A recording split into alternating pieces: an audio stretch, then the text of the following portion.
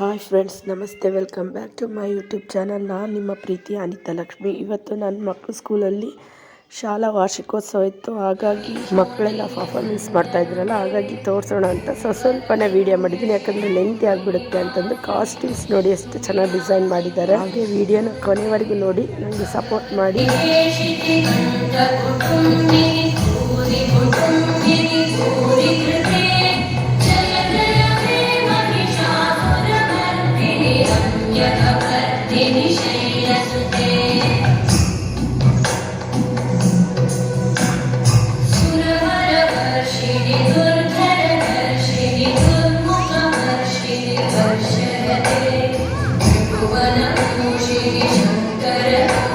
ಹಾಗೆ welcome dance ಮುಗೀತು. Next ಗಣ್ಯ ವ್ಯಕ್ತಿನೆಲ್ಲ ಸ್ಟೇಜ್ ಮೇಲೆ ಕುಂದ್ರಿಸಿ ಭಾಷಣ ಮಾಡಿಸಿದ್ರು. ಹಾಗೆ ನೆಕ್ಸ್ಟ್ ಪೇರೆಂಟ್ಸ್ ಗೇಮಲ್ಲಿ ಏನೇನು ಗೆದ್ದಿದ್ರು ಅವ್ರಿಗೆಲ್ಲ ಗಿಫ್ಟ್ ಕೊಡ್ತಾ ಇದ್ದಾರೆ. ಆಲ್ಮೋಸ್ಟ್ ಮಕ್ಕಳಿಗೆಲ್ಲ ಸ್ಕೂಲಲ್ಲೇ ಕೊಟ್ಟಿದ್ದರು. ಇಲ್ಲಿ ತರಾಸು ರಂಗಮಂದಿರದಲ್ಲಿ ಫಂಕ್ಷನ್ ಇಟ್ಕೊಂಡಿದ್ರು. ಹಾಗಾಗಿ ಅಲ್ಲಿ ಪೇರೆಂಟ್ಸ್ ಗೇಮ್ಸಿಗೆ ಮಾತ್ರ ಗಿಫ್ಟನ್ನು ಕೊಡ್ತಾ ಇದ್ದಾರೆ. ಯಾರ್ಯಾರು ಗೆದ್ದಿದ್ದಾರೆ ಅವ್ರಿಗೆ. ಸಮೀಕ್ಷಂದು ಫಸ್ಟ್ ಪ್ರೈಸ್ ಬಂದಿತ್ತು. ಹಾಗೆ ನಮ್ಮ ಆಂಟಿ ಹೋದ್ರು ಇಸ್ಕೊಂಡು ಬರೋಕ್ಕೆ. ಸಮೀಕ್ಷಂದು ಗೇಮಲ್ಲಿ ಫಸ್ಟ್ ಪ್ರೈಸ್ ಬಂದಿತ್ತಲ್ಲ, ಹಾಗಾಗಿ ಪೇರೆಂಟ್ಸ್ ಗೇಮ್ಸಲ್ಲಿ ನಮ್ಮ ಅತ್ತಿಗೆ ಅವ್ರು ಹೋಗಿದ್ದರು. ಆ್ಯಕ್ಚುಲಿ ಅವತ್ತು ನಂಗೆ ಹುಷಾರಿರಲಿಲ್ಲ, ನಾನು ಹೋಗಿರಲಿಲ್ಲ, ನಮ್ಮ ಆಂಟಿರು ಹೋಗಿರಲಿಲ್ಲ. ಮತ್ತಿಗೆ ತಗೋಬೇಕಾಗಿತ್ತು ಇದನ್ನು. ಆದರೆ ಅವರು ಲೇಟಾಗಿ ಬಂದಿದ್ದ ಕಾರಣ ನಮ್ಮ ಆಂಟಿನೇ ತಗೊಂಡ್ರು. ಎಲ್ಲೂ ವೀಡಿಯೋನ ಸ್ಕಿಪ್ ಮಾಡಿದೆ, ಕೊನೆ ತನಕ ನೋಡಿ. ತುಂಬ ಚೆನ್ನಾಗಿದೆ ಮಕ್ಕಳ ಪರ್ಫಾರ್ಮೆನ್ಸು. ಹಾಗೆ ಅವ್ರ ಕಾಸ್ಟ್ಯೂಮ್ ಅಂತೂ ತುಂಬ ಚೆನ್ನಾಗಿದೆ. ಪ್ಲೀಸ್ ನನ್ನ ಚಾನಲ್ಗೆ ಸಬ್ಸ್ಕ್ರೈಬ್ ಆಗಿ ನೋಡಿ.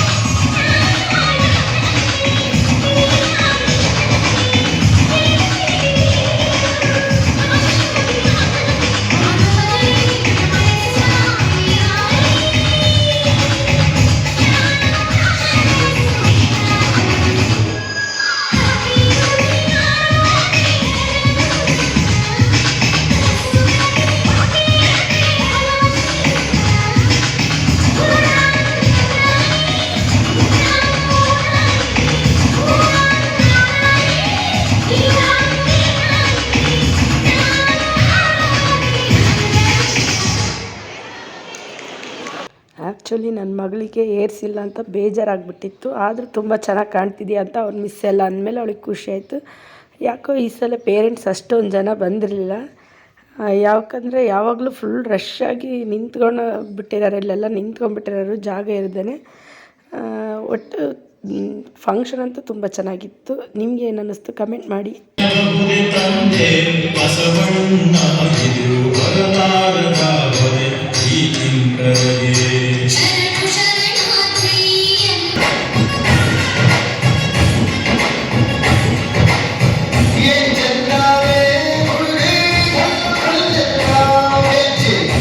ಸಹೋದರರನ್ನು ಪಣಕ್ಕೆ ಇಡುವೆ.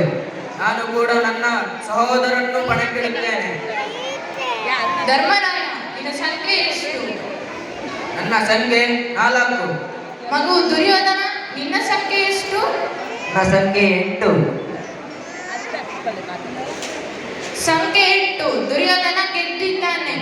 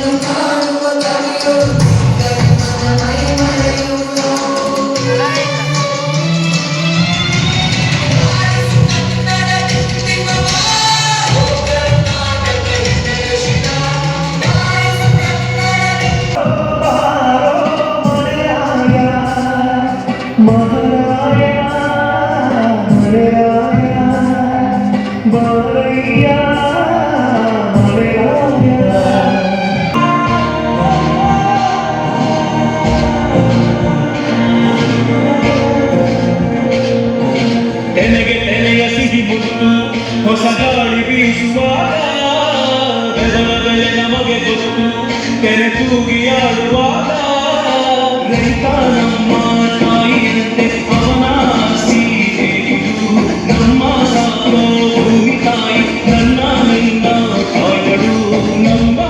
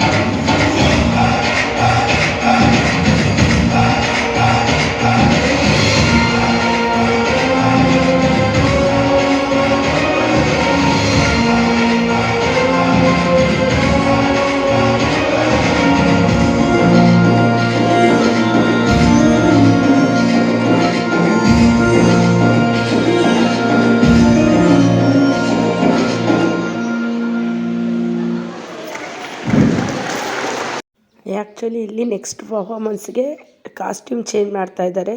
ಅವ್ರ ಪೇರೆಂಟ್ಸ್ದಂತೂ ಪಾಪ ಎಷ್ಟಿಷ್ಟು ಒದ್ದಾಟಲ್ಲ. ನಮ್ಮ ಸಮೀಕ್ಷೆದು ಕಾಸ್ಟ್ಯೂಮ್ ಚೇಂಜ್ ಮಾಡಿದ್ವಿ, ಯಾಕಂದ್ರೆ ನೆಕ್ಸ್ಟ್ ಅವಳದು ಡ್ರಾಮಾ ಇದೆ, ಅದಕ್ಕೋಸ್ಕರ. ಹಾಗೆ ಯಾರೆಲ್ಲ ವಿಡಿಯೋ ನೋಡ್ತಾ ಇದ್ದೀರಾ, ಸಬ್ಸ್ಕ್ರೈಬ್ ಮಾಡದೆ ನೋಡ್ತಾ ಇದ್ರೆ ಪ್ಲೀಸ್ ಸಬ್ಸ್ಕ್ರೈಬ್ ಮಾಡಿ. ಕೆಲಸ ಮಾಡಬೇಕು, ಭಿಕ್ಷೆ ಬೇಡಿಕೆ ಇಲ್ಲ.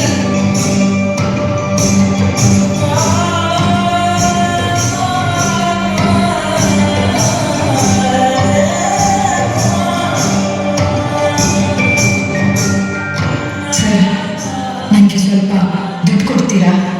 ಮಗುಗೆ ಊಟ ತಿನ್ನಿಸ್ಬೇಕು ಸರ್. ಭಿಕ್ಷೆ ಬೇಡ್ತಾ ಇದೆಯಲ್ಲ, ನಾಚಿಕೆ ಆಗಲ್ವ ನಿಮ್ಗೆ? ಇಷ್ಟು ಗಟ್ಟಿ ಮುಟ್ಟಿ ಇದೆಯಾ? ಹೋಗಿ ದುಡ್ದು ತಿನ್ನು.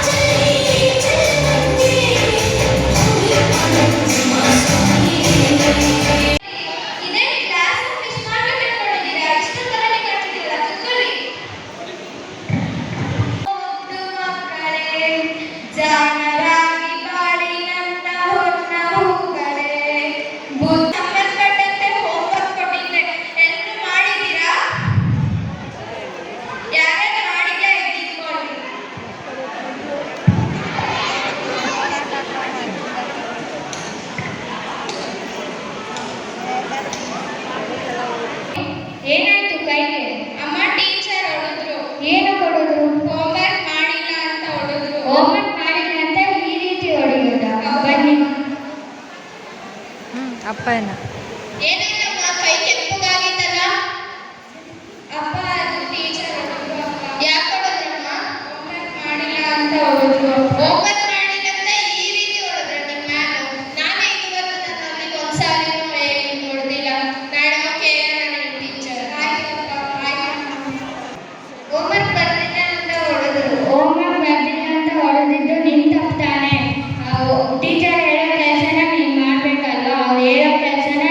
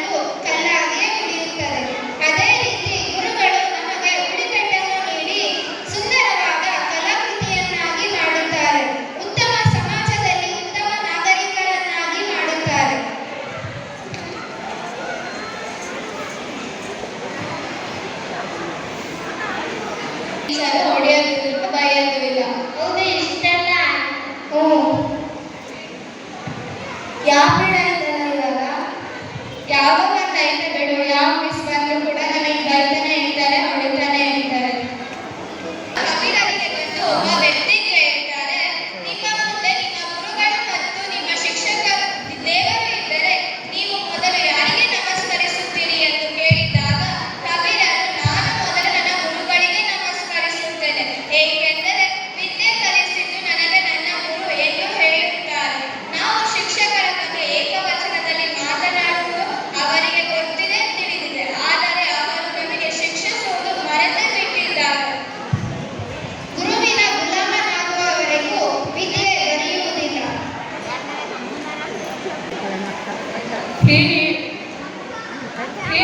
ಕೆಲಸ ಮಾಡಕ್ಕೆ ಕಾಣಿಸ್ತಿಲ್ವಾ? ಪಡ್ಕೋಬೇಡ. ಬೀಳ್ಕೊಡೋ ಸಮರ ಕೈಗಿಡದ ಇವತ್ತು ಕರೆದಿದ್ನಲ್ಲ, ಯಾಕೆ ಬರಲಿಲ್ಲ? ಓ ಸಾರಿ ಕಣೆ, ನನ್ನ ಕೆಲಸದಲ್ಲಿ ಮರ್ತೋಗ್ಬಿಟ್ಟೆ. ಸರಿ, ಆ ಕಾರ್ಯಕ್ರಮ ಹೇಗಾಯ್ತು? ತುಂಬಾ ಚೆನ್ನಾಗಾಯ್ತು. ಸರಿ, 10ನೇ ತರಗತಿ ಮುಗಿತಾ ಬಂತು. ಮುಂದೆ ಏನಾಗಬೇಕಂತ ಇದೆಯಾ? ನಾನು B.Ed ಮಾಡಿ ಟೀಚರ್ ಆಗಬೇಕು ಅಂತ ಇದ್ದೀನಿ. ಏನು ಟೀಚರ್? ಬೇಡ ನೋಡು. ನಮ್ಮ ಅಕ್ಕಪಕ್ಕದ ಮನೆಯ ಸಂಬಂಧಿಕರು ಡಾಕ್ಟರ್, ಇಂಜಿನಿಯರ್ ಈ ರೀತಿ ದೊಡ್ಡ ದೊಡ್ಡ ಪೋಸ್ಟ್ ಸೇರಿದ್ದಾರೆ. ನೀನು ಡಾಕ್ಟರ್, ಇಂಜಿನಿಯರ್ ಆದರೆ ಲಕ್ಷಾಂಗಟ್ಟಲೆ ದುಡಿಬೋದು, ಮನೆ ಪರಿಸ್ಥಿತಿ ಕೂಡ ಸರಿ ಹೋಗುತ್ತೆ. ಹಂಗಲ್ಲ?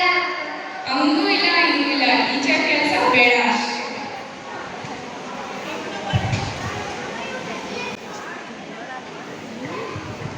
ಡಾಕ್ಟರ್ ಆಗು, ಇಂಜಿನಿಯರ್ ಆಗು, ಅದಾಗು ಇದಾಗು ಅಂತೀರಲ್ಲ, ಇವೆಲ್ಲ ಕೆಲಸಕ್ಕೆ ಹೋಗ್ಬೇಕಂದ್ರೆ ಶಿಕ್ಷಕರು ಬೇಕೇ ಬೇಕು ತಾನೆ. ಈ ಪ್ರಪಂಚದಲ್ಲಿ ಸಾವಿರಾರು ವೃತ್ತಿಗಳಿವೆ. ಅದರಲ್ಲಿ ನನಗೆ ಇಷ್ಟವಾದ ವೃತ್ತಿ ಎಂದರೆ ಶಿಕ್ಷಕರ ವೃತ್ತಿ. ನನಗೆ ಆ ವೃತ್ತಿಯ ಮೇಲೆ ತುಂಬಾ ಗೌರವವಿದೆ, ಏಕೆಂದರೆ ಶಿಕ್ಷಕರು ನಾವು ಮಾಡುವ ಎಲ್ಲ ಸರಿ ತಪ್ಪುಗಳನ್ನು ತಿದ್ದಿ ನಮಗೆ ಜೀವನದಲ್ಲಿ ಮುಂದೆ ಬರಲು ಸಹಾಯ ಮಾಡುತ್ತಾರೆ. ಮತ್ತು ಶಿಕ್ಷಕರು ನಾವು ಮಾಡುವ ಎಲ್ಲ ಕೆಲಸಕ್ಕೂ ಪ್ರೋತ್ಸಾಹವನ್ನು ನೀಡುತ್ತಾರೆ.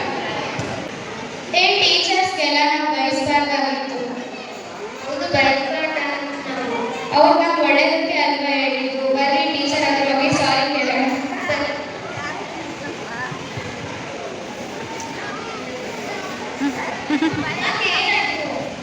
Sorry ma'am. ಯಾಕೆ ಸಾರಿ? ನಮ್ಮದು ನಾವು ನಿಮಗೆ ಬಯಸಬೇಕಾಗಿತ್ತು. ನಾನು ನಿಮ್ಗೆ ಒಳ್ಳೆದಕ್ಕೆ ತಾನೇ ಹೇಳೋದು. ಹೌದು ಮ್ಯಾಮ್. ಇನ್ನೊಂದ್ಸಲ ಈ ರೀತಿ ಮಾಡಬೇಡಿ ಆಯ್ತಾ? ಹೋಮ್ವರ್ಕ್ ಎಲ್ಲ ಮಾಡ್ತಾ ಬರೀ. ಮಾತೃದೇವೋಭವ ಪಿತೃದೇವೋಭವ. ಆದ ಮೇಲೆ ಆಚಾರ್ಯ. ಆಚಾರ್ಯ ಎಂದರೆ ಗುರುಗಳು. ಗುರುಗಳು ನಮ್ಮ ಎರಡನೇ ತಂದೆ ತಾಯಿ ಇದ್ದಂತೆ. ತಂದೆ ತಾಯಿ ಮನೆಯಲ್ಲಿ ಬುದ್ಧಿ ಹೇಳಿದರೆ ಶಿಕ್ಷಕರು ಶಾಲೆಯಲ್ಲಿ ಬುದ್ಧಿ ಹೇಳುತ್ತಾರೆ. ಗುರುಗಳು ನಿಸ್ವಾರ್ಥಿಗಳು. ಅವರಿಗೆ ಇರುವುದು ಒಂದೇ ಸ್ವಾರ್ಥ. ಗುರುಗಳು ಹೇಳಿಕೊಟ್ಟ ವಿದ್ಯೆಯನ್ನು ಕಲಿತು ನಾವು ಜೀವನದಲ್ಲಿ ಮುಂದೆ ಬರಬೇಕು. ನಾವು ಶಿಕ್ಷಕರ ಬಗ್ಗೆ ಏಕವಚನದಲ್ಲಿ ಮಾತನಾಡಬಾರದು. ನಾವು ಶಿಕ್ಷಕರಿಗೆ ಗೌರವವನ್ನು ಕೊಡಬೇಕು. ಶಿಕ್ಷಕರು ಹೇಳುವುದು ನಮ್ಮ ಒಳ್ಳೆಯದಕ್ಕೆ. ನಾವು ಜೀವನದಲ್ಲಿ ತಲೆ ಎತ್ತಬೇಕು ಎಂಬುದನ್ನು ಮನಸ್ಸಲ್ಲಿಟ್ಟುಕೊಂಡು ಶಿಕ್ಷಕರು ನಮಗೆ ಬುದ್ಧಿ ಮಾತನ್ನು ಹೇಳುತ್ತಾರೆ. ನಾವು ಅದನ್ನು ತಿಳಿದು ನಮ್ಮ ಜೀವನದಲ್ಲಿ ನಡೆಯಬೇಕು.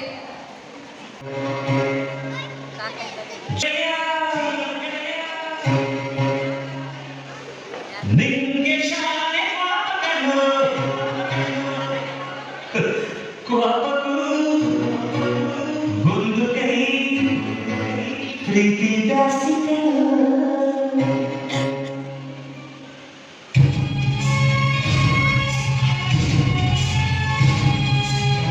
ಓಕೆ ಫ್ರೆಂಡ್ಸ್, ನಿಮಗೆಲ್ಲ ಈ ವಿಡಿಯೋ ಇಷ್ಟ ಆಯಿತು ಅಂತ ಭಾವಿಸ್ತಾ ಈ ವಿಡಿಯೋನ ಇವತ್ತು ಇಲ್ಲಿಗೆ ಎಂಡ್ ಮಾಡ್ತಾ ಇದ್ದೀನಿ. ಪ್ಲೀಸ್ ನಿಮಗೆ ಈ ವಿಡಿಯೋ ಇಷ್ಟ ಆದರೆ ಪ್ಲೀಸ್ ನನ್ನ ಚಾನಲ್ಗೆ ಸಬ್ಸ್ಕ್ರೈಬ್ ಆಗಿ, ಲೈಕ್ ಮಾಡಿ, ಶೇರ್ ಮಾಡಿ, ಕಮೆಂಟ್ ಮಾಡೋದು ಮಾತ್ರ ಮರಿಬೇಡಿ. ನೆಕ್ಸ್ಟ್ ವಿಡಿಯೋದಲ್ಲಿ ಮೀಟ್ ಆಗ್ತೀನಿ.